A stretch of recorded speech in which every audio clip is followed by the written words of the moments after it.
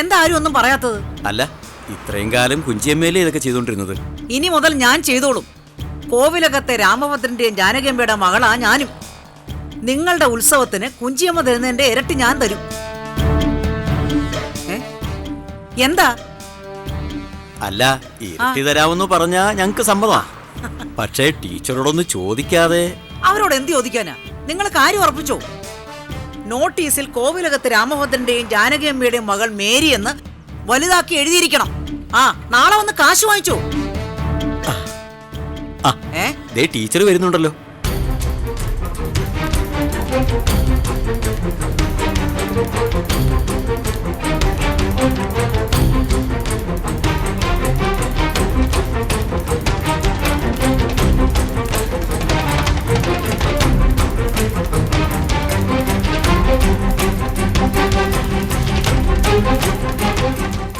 എന്താ ദാമോദര, ഉത്സവം എടുത്തില്ലേ? നിങ്ങളെ അങ്ങോട്ട് കണ്ടില്ല. ഇത്തവണ ഉത്സവത്തിന്റെ ചെലവ് വഹിക്കാമെന്ന് മേരി ചേച്ചി തികച്ചങ്ങോട്ട് പറഞ്ഞു കൊടുക്കടൂ. കോവിലകത്ത് രാമഭദ്രന്റെയും ജാനകിയമ്മയുടെ മകൾ മേരിയാ ഉത്സവം നടത്തുന്നെന്ന്. പിച്ചക്കാശല്ല, ഇരട്ടിയാ കൊടുക്കുന്നത്. ദാമോദര, കഴിഞ്ഞ 17 വർഷമായിട്ട് അച്ഛന്റെ അമ്മയുടെയും പേരിൽ ഞാനാ നിങ്ങളുടെ ഉത്സവം നടത്തുന്നത്. നിങ്ങൾക്കിനി അത് വേണ്ടെങ്കിൽ വേണ്ട. അല്ല, അത് പിന്നെ ഇരട്ടിയോ 10 ഇരട്ടിയോ വാങ്ങിച്ചു. പക്ഷേ എൻ്റെ അച്ഛനമ്മമാരുടെ പേര് നിങ്ങളുടെ നോട്ടീസിൽ കണ്ടാ പിന്നെ ഉത്സവം നടക്കില്ല.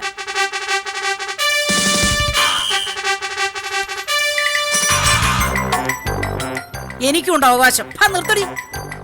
അവകാശം ജാതിയും മാറി കുടുംബത്തെ നാറ്റിച്ചിറങ്ങി പോയിട്ട് ഇനി അവരെ നാണം കെടുത്തണോ നിനക്ക്? കോവിലകത്ത് രാമഭദ്രനും ജാനകിയമ്മയ്ക്കും ഒരേ ഒരു മോളേ ഉള്ളൂ, ഈ ഞാൻ. ഇതെന്റെ അച്ഛൻ മരിക്കുന്നതിന് മുമ്പ് പറഞ്ഞ വാക്കാ. അത് തെറ്റിക്കാൻ ഇനി ആരെങ്കിലും നോക്കിയാൽ പേടിപ്പിക്കല്ലേ. അച്ഛൻ അങ്ങനെ ഒരു വാക്ക് പറഞ്ഞപ്പോ നിങ്ങളത് പൊക്കിപ്പിടിച്ചോണ്ട് നടന്ന എന്തിനാ? എനിക്ക് കൂടി അവകാശപ്പെട്ട സ്വത്ത് സ്വന്തമാക്കാനല്ലേ? നിങ്ങൾക്കറിയാവോ, ഇന്ന് ഞാൻ കോടതിയിൽ പോയാൽ കോവിലകത്തിന്റെ നേർപകുതി എനിക്കാ. പക്ഷേ എനിക്ക് വേണ്ട. എന്റെ ദാനമാ അമ്മയും മക്കളും തിന്നുന്നെന്ന് ഓർമ്മ വേണം. ദേ എന്റെ സ്വഭാവം മാറ്റില്ലേ. അത്ര ചങ്കൂറ്റമുള്ളവളാണെങ്കിൽ നീ കോടതിയിൽ പോകും. ഞാൻ 5 മക്കളെ പ്രസവിച്ചപ്പോ ആദ്യം കുഞ്ഞുങ്ങളില്ലാത്ത അസൂയായിരുന്നു. അത് കഴിഞ്ഞ് എന്റെ മക്കളെ പാട്ടിലാക്കി നശിപ്പിക്കാൻ നോക്കി. അതും കഴിഞ്ഞ് മരിച്ചുപോയ എന്റെ അച്ഛനെ അമ്മയെ നാണം കെടുത്താൻ ഇറങ്ങിയിരിക്കുക. ദാമോദര, നിങ്ങൾക്ക് നിങ്ങളുടെ ഉത്സവം നടക്കണോ വേണ്ടയോ എന്ന് ഇപ്പൊ പറയണം. എന്റെ പൊന്നു ടീച്ചറെ, ഉത്സവം നടക്കണം. അത് കോവിലകംകാരുടെ പേരിൽ തന്നെ വേണം. മേരി ചേച്ചി, ഞങ്ങൾ കാര്യങ്ങൾ പഴയ പോലെ അങ്ങ് നടത്തിക്കോളാം. നാറി, നീയൊക്കെ സായിപ്പിനെ കണ്ടപ്പോ കവാത്ത് മറക്കുമല്ലേ? അത് ഇത്രയും ആളുകളുടെ മുന്നിൽ എന്നെ നാണം കെടുത്തിയതിന് നിങ്ങൾ മനസ്സിൽ കുറിച്ചു വെച്ചു. മേരി ഇതിന് പകരം ചോദിച്ചിരിക്കും. മാറോ അങ്ങോട്ട്.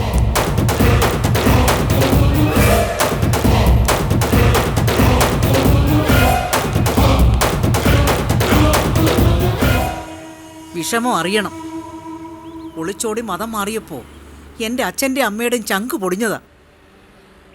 ചാകുന്നത് വരെ കോവിലകത്ത് രാമഭദ്രന്റെയും ജാനകിയമ്മയുടെയും പേര് ഞാനല്ലാതെ വേറെ ആരും ഉപയോഗിക്കാൻ ഞാൻ സമ്മതിക്കില്ല. നിങ്ങൾ നാളെ വീട്ടിലേക്ക് വരൂ. ഓ ശരി.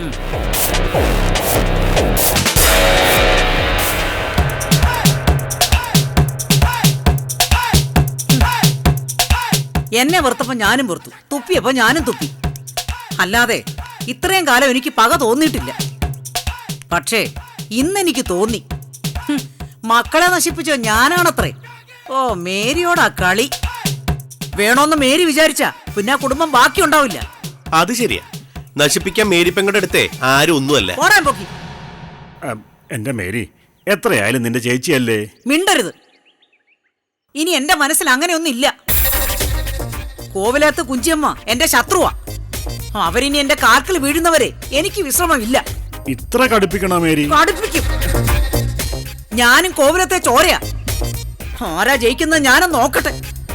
മാറങ്ങോട്ടോ. അല്ല മേരി, ഞാൻ പറയുന്നത് എന്നതാന്ന് വെച്ചാല് കിട്ടിച്ച ഇത് പെശക. അവരെ 5 മക്കളും നിവർന്നു നിന്ന ഇട്ടിച്ചൻ തനിച്ചേ ഉള്ളൂ, അത് ഓർമ്മ വേണം. നീ പേടിക്കണ്ടടാ ജോർജെ, നിന്നെ കൊന്നിട്ട് അവരെന്നെ തൊടൂ. ആ ധൈര്യം എനിക്കുണ്ട്. ആ